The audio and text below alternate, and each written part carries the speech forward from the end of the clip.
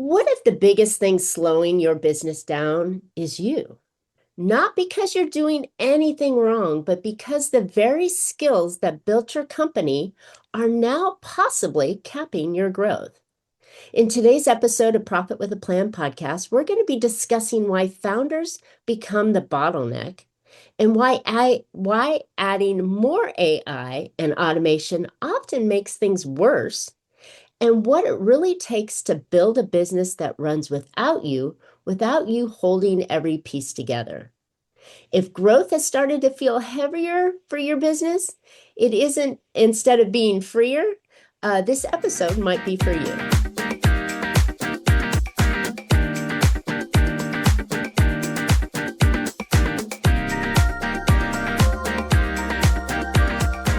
Hey, entrepreneurs, are you working too hard for too little profit? Well, welcome to Profit with a Plan podcast, where we help you scale smarter, increase profitability, and build a business that's worth more, whether you keep it or sell it.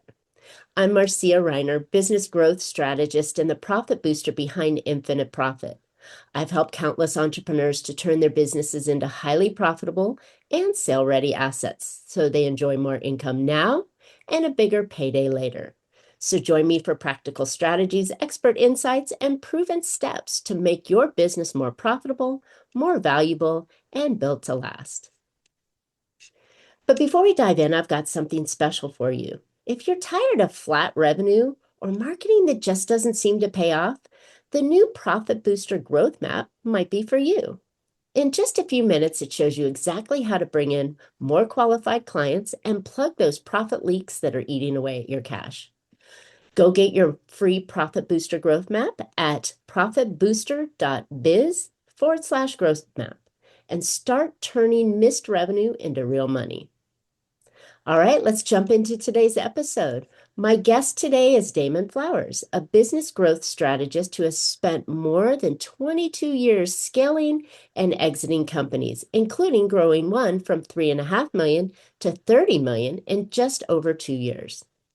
Today, he helps founder-led companies move from chaos to founder dependency to predictable growth, stronger teams, and operational leverage, while showing leaders how inner game drives the outer results.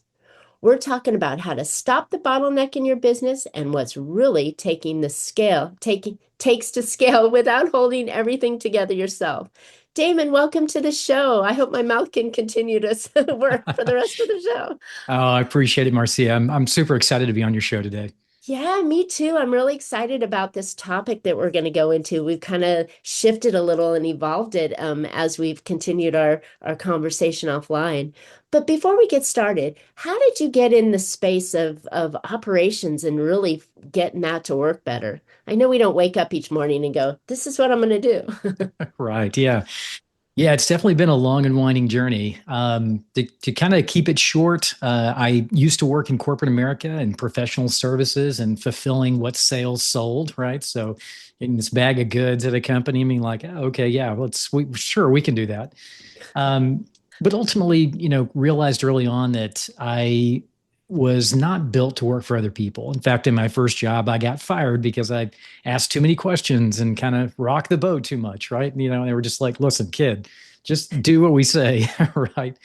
And eventually got let go. But I also started to realize too that I didn't enjoy making other people money. I felt like if I'm gonna pour myself into this, which is the only way I know how to do things, then I need to kind of think about making it my own. So ended up leaving corporate America, back in 2002, maybe 2003. And I got to tell you, Marcia, I thought that, man, I got all this figured out. I'd been consulting for 2 or 3 years out of college. I thought I know how to do business, right? Man, was that further from the point, right? The first couple of years were absolutely brutal. And what I realized was there were certain things that I was very comfortable doing, but business doesn't require us to do a few things comfortably. It requires us to do a lot of things. And so there were a lot of things that were outside my comfort purview. Not necessarily that I lacked the skills to, I could learn those skills, but really my inner game was not set up to handle those uncomfortable things. And so that really sent me on a journey of ultimately figuring out, gosh, how do I sell? How do I talk to people and get rejected and, experience failure? How do I bring on people and staff in my company and delegate things to them and let things go? How do I figure out product market fit, not just what I think should happen, but actually what the market wants and be adjustable and flexible to the market telling me, right? All of those things that sound so easy as an entrepreneur, it really took me a while to figure out. So back to your question, the reason why I got into ops is because over time, I really found myself kind of taking on another area of business to try to become skilled at it, versed at it, somewhat of a general expert at it. So whether it was sales or marketing or manufacturing and e-commerce and inventory, all of that. But ultimately, what I found is I like operations, and operations is really the cohesiveness. It's the connection point that brings all of those pieces together. It's kind of why the COO is oftentimes the old gray person in the room because they've got sort of the most experience of how all these pieces fit together and how you make a decision or make a change in one area of the business. How does it impact other areas of the business? So for the last several years, that's really what I've been focused on is growth and scale. Yeah. I love it.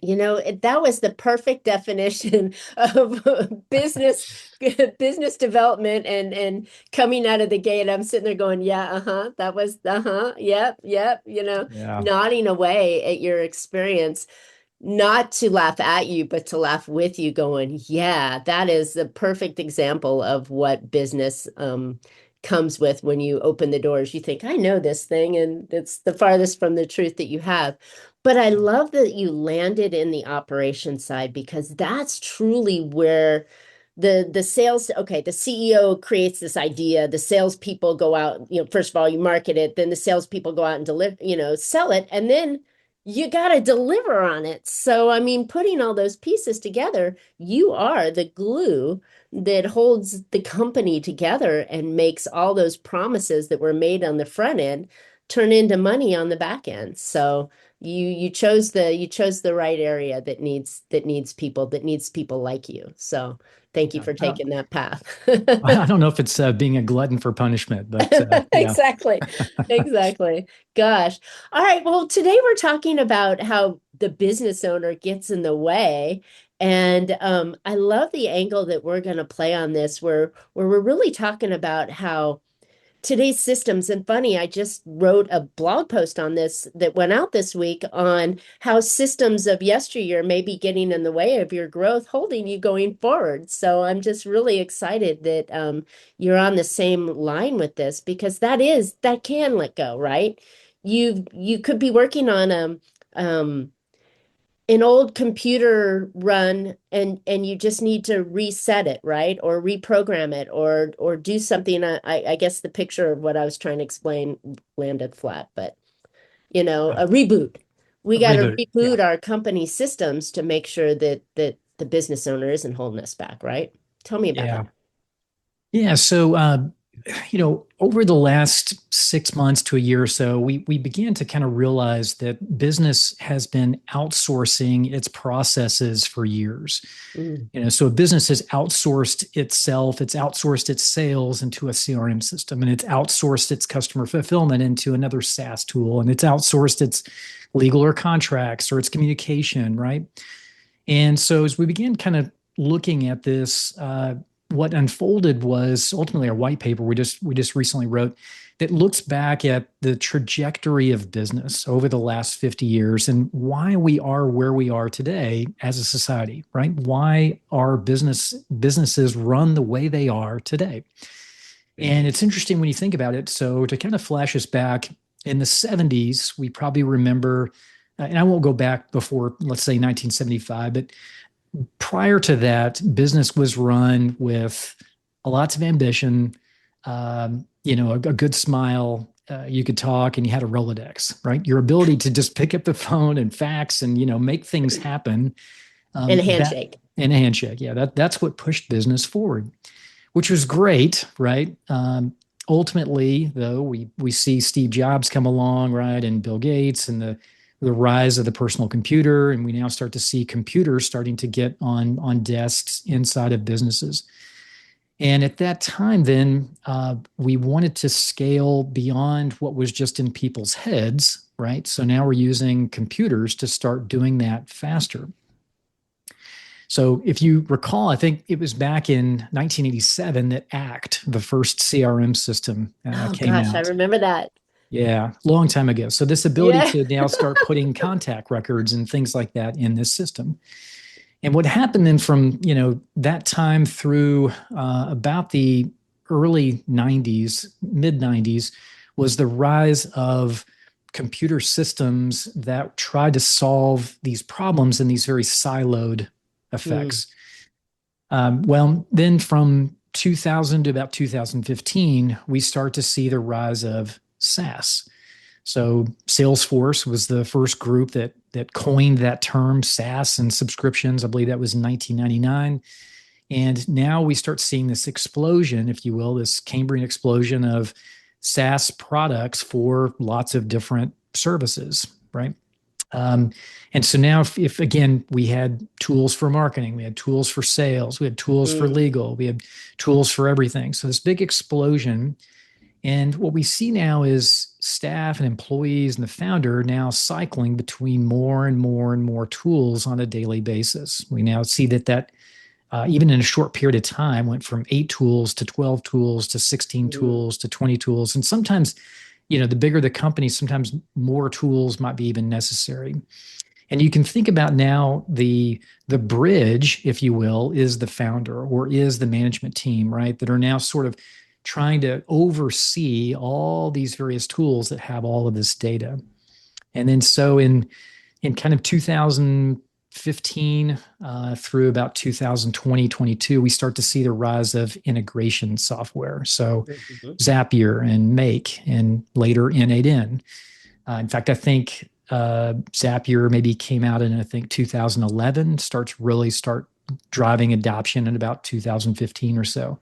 Wow, what a memory lane we have with all these things. I'm thinking, God, I'm old, because Well, I yeah. remember all this stuff. This is crazy. And so that period now is about trying to stitch all of these different tools together so we can get information out of one system into another. We Mm, can start to have this flow. But the problem there is now we are way out on a limb of lots of tools and lots of duct tape that breaks and falls apart and integration fails here and fails there, et cetera. And so now we're at this place where we have this perfect culmination, right? We've had this arc of business process over mhm. time, now culminating at a point where we have an incredible rapid innovation with AI. And so companies are really at an inflection point. I work predominantly with small to medium sized businesses. So business owners kind of in that, $1 to $30 million, $50 million tranche. And so That's a pretty big tranche, by the way. pretty big tranche. Yeah. Yeah. Yeah.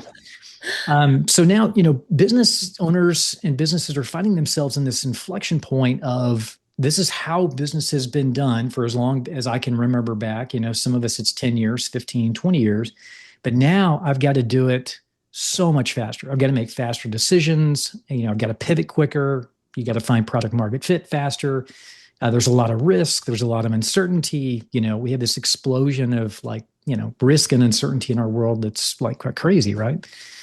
And I so, think I think I think there's one other piece that you're missing is the fear factor that because AI is so darn fast, even I was talking to one of my clients who's in cybersecurity. We're talking about, well, if AI is really fast, so are the hackers are even faster, right? Because they're using that AI, that we have to protect ourselves in a way. And I think with business, we get into that mindset of that if AI is really going so fast and now we have to make decisions faster, we have to change product, we have to do this, all this complexity comes in because we have to keep up with the Joneses. Because we're afraid that if we don't do it, our competition will do it and we'll be left in the dust. yeah, I think we all feel this low grade stress, this low grade, sometimes high grade tension that is all around us, right? Like, I need to be doing more, going faster. I need to figure things out. Um, and so what I really want listeners to take away from this portion of our talk is that we're really at this point where the old system is no longer going to serve us. Okay. Mm, And what we're trying to do is we're trying to apply AI on top of this fragmented tool solution. And what happens then is, boom, we put AI in place in our marketing and our marketing explodes, but then our sales or fulfillment can't handle it. So another part of the business breaks. mm, Or we do the same in one other part of the business, right? But the business then is like an accordion. It's just it can't handle the level of change that's necessary. And what that leads to is that business owners then are finding that they're having to push pause on marketing or sales until they fix fulfillment, right? Fix this bottleneck, at the and with more so duct tape in most more, instances, right? yep, more duct tape, more maybe integration, more time, right? So now instead of working 60 hours a week, maybe now you're working 70 or 80 or whatever 90 hours a week, trying to learn the next tool, figure out how things are going to work for you over the next several years. And so what we're seeing now is actually the rise of what we call an AI powered operating system. Mm, And what that is it's a complete departure from the way business has been handled for the last several years. So we've been leading up to this point, uh, but we can't continue thinking the way we did previously to continue to try to solve the challenges that are in front of us today. So we've got to think about a new architecture, a new blueprint, a new foundation. And that foundation is an operating system that becomes the hub of your business. And that operating system contains the context for your business. Who are you as a business? What do you value? Where are you going? What's the vision? Where do you want the business to go? What do you sell? Who do you sell it to?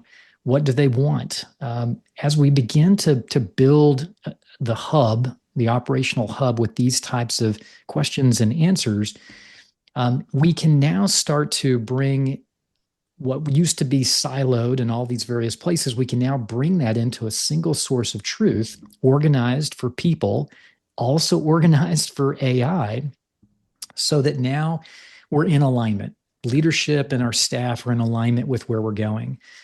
AI can now come in and play independently, or it can play with alongside a staff. So a staff member now has their own AI junior assistant or chief of staff or whatever that can help them in their own role. And what that does is it unlocks the business's ability to make decisions faster, understand how various parts and pieces of the organization affect other parts and pieces and teams of the organization. It helps us to lower risk, helps us to get tighter with what our customers want and understand what we provide in the marketplace. It brings a lot of benefits, and that is what enables us then to weather the storms moving forward. That's what enables us to adapt quicker. That's what enables us to weather uncertainty. I love it. Yeah. So I love it. I do this for my clients. So I'm just nodding away going, yeah, I'm so glad that it's being you're becoming aware of the having that clarity of who and what and that brand identity of really digging that in, because then it can help the AI to help you structure it. But I see so many more areas that this could be in a time of, we want everything yesterday and delivered on our doorstep. That we can now, once we've developed and quote train the AI to, like as you said, act as the chief of staff or help with the innovation, that we can look at how we can operate better, right? We can operate faster, more profitable, less expensively, to do things and to make that decision-making process easier, as you alluded to, by using the AI.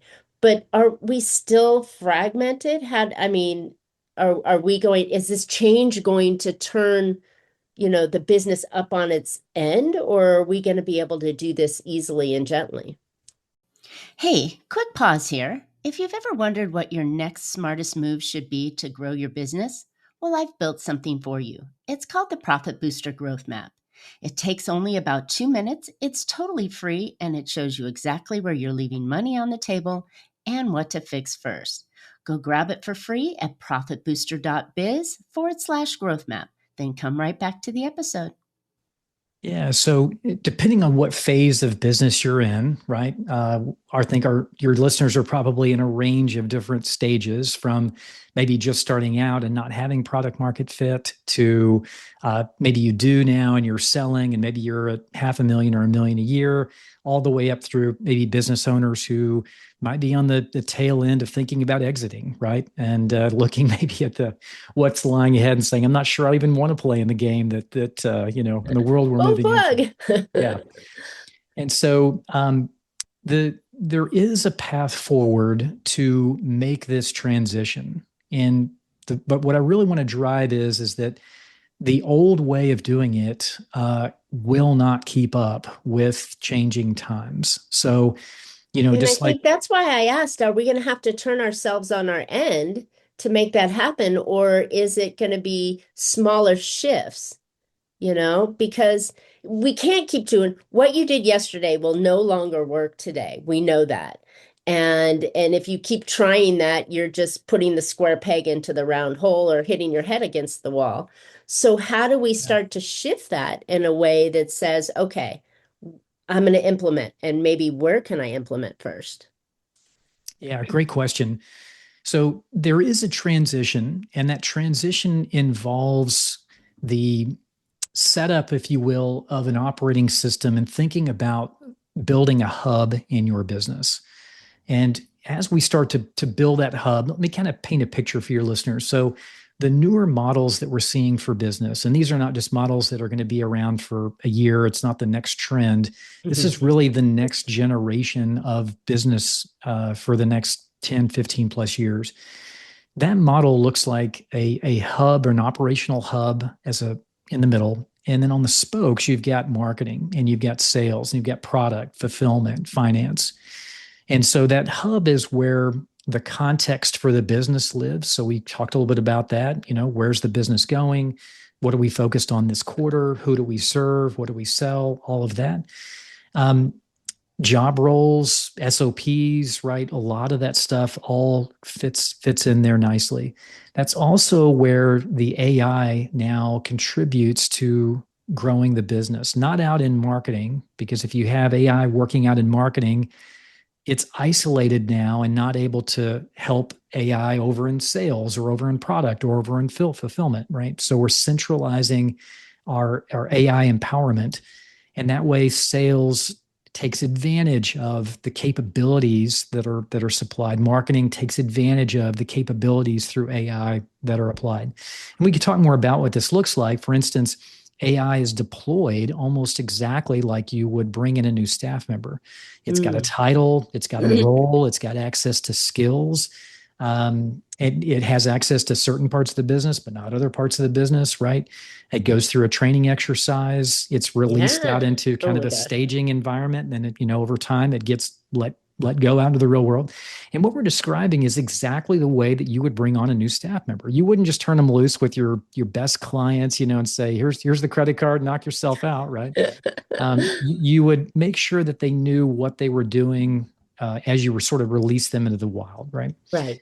But we can only do that again if we think about this type of structure. And so that's probably the biggest challenge for business owners, is really conceptually making the change for how business used to run to now how business is starting to run today, again, moving forward. So I love this idea. As an AI geek myself, I mean, I am fully engaged in this. This is speaking my language, and I can completely see where this is going to benefit the companies going forward that do implement this spoken hub, right? And have that. I love the way you're onboarding the AI into the center to say, okay, here's how we are, here's who we are, here's how we can do things. Help me make each section better, and then make it inclusive rather than siloed the way it has been over the years. And I think that's where, a specialist can come in and train and help and do this kind of thing. But then you've got to have the systems that and maybe the expectations rather than saying systems that the team members will accept the new guidance that's coming out. And the leadership can then not be, like you said, the bottleneck, but to embrace the new guidance coming out and saying, yeah, I think we can take this and we can take this step A or phase one, and let's try this and let it roll with it. I think that's the beauty of it, is it's helping us in so many different ways.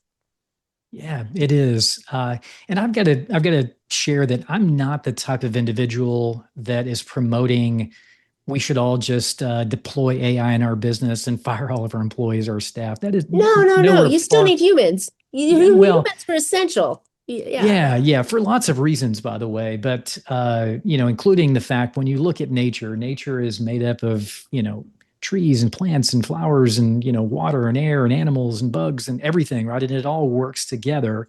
We don't want to come into a business and just sort of lop off people and say we're going to run everything through AI. We're going to see an explosion, I believe, of people. They're going to have to make the transition of like, okay, Yes. really understanding AI and implementing it and using it. But I'll tell you, my own business, I wish I could hire more people because we have a lot of plans. We have a lot of things that we want to do.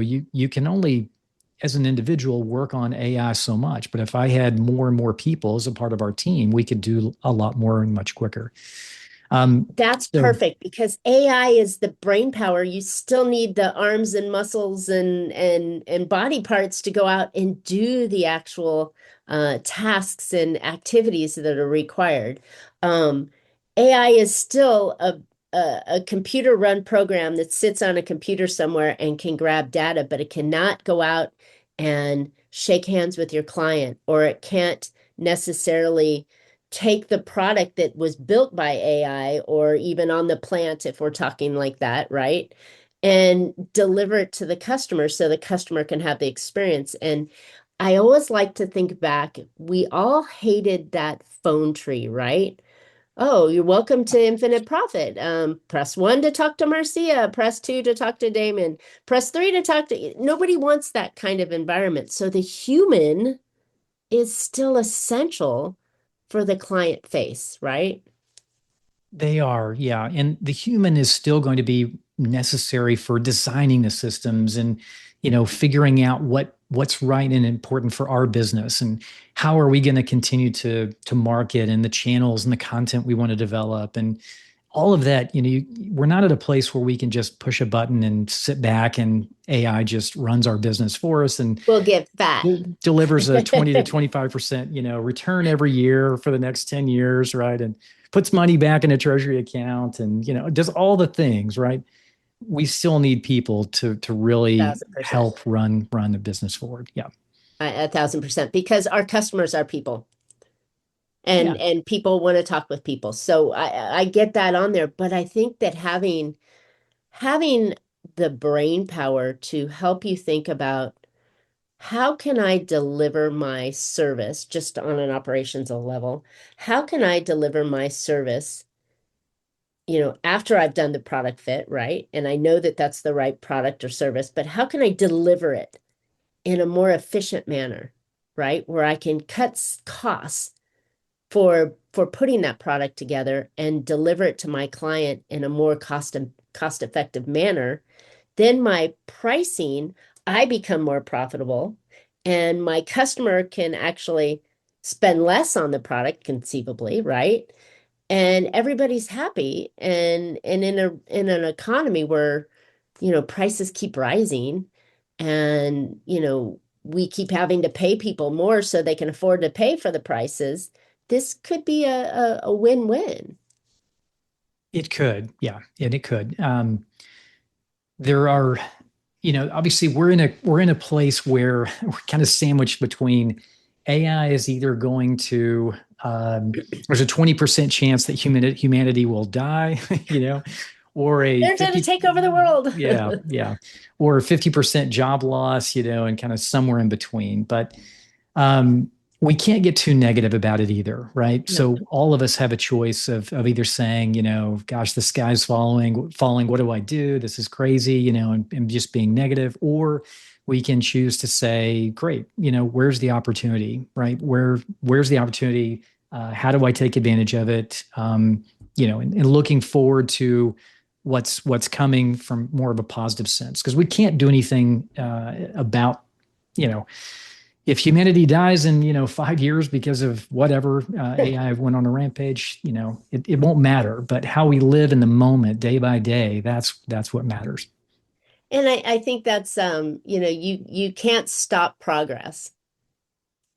Progress is there because we thought and we acted and we dreamed, right? And AI is part of that dream that now is coming forward and could make life easier on many instances. It's not a perfect, and I agree it's not going to end the world for humans on this, but I love when you can embrace it as a business owner, then you no longer become the bottleneck and get in the way. You're actually freeing up opportunities and directions that everybody on the team, including the customer base, can enjoy from it.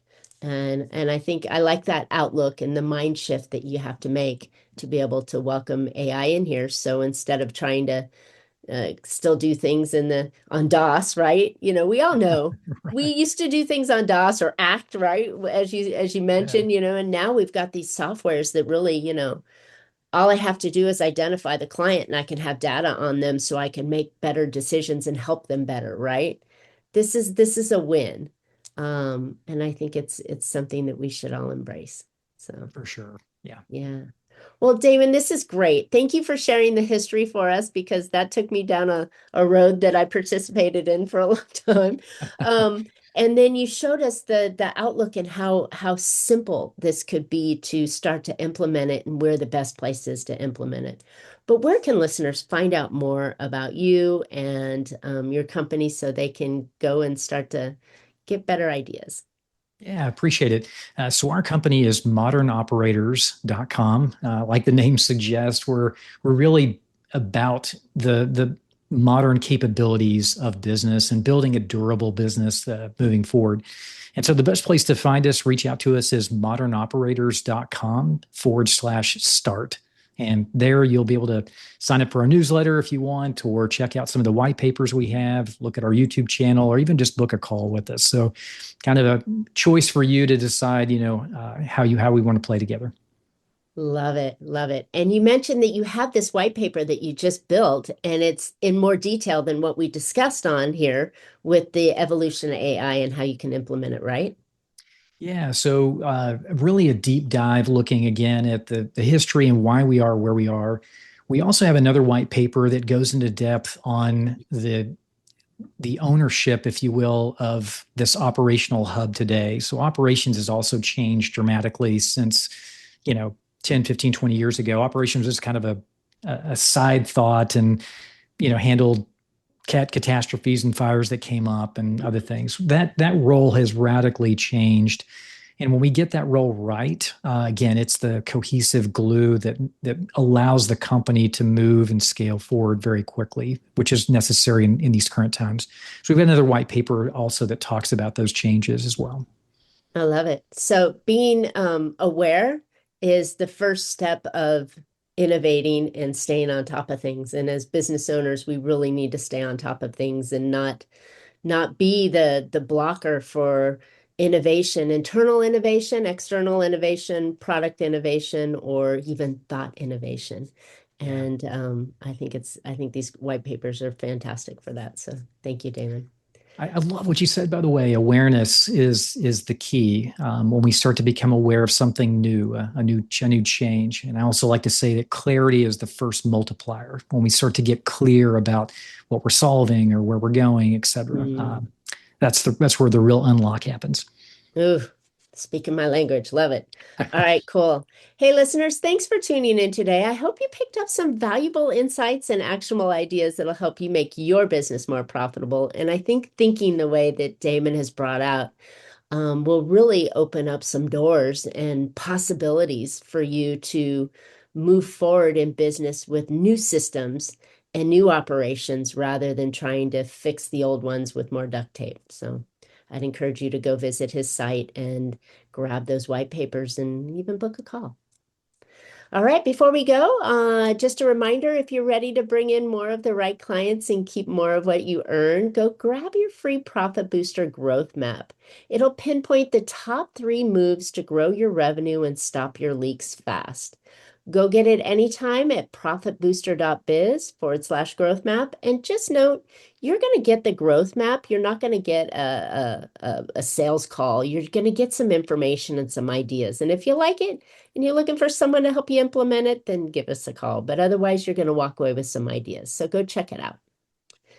Also, don't forget to subscribe. You don't want to miss future shows. You can always catch Profit with a Plan on any of your favorite podcast players. And we're looking forward to more great profitable strategies on next week's show. So until then, make your plans and profit with them. Thanks, Damon. This was really good. I appreciate it, Marcia. It's been great being on your show.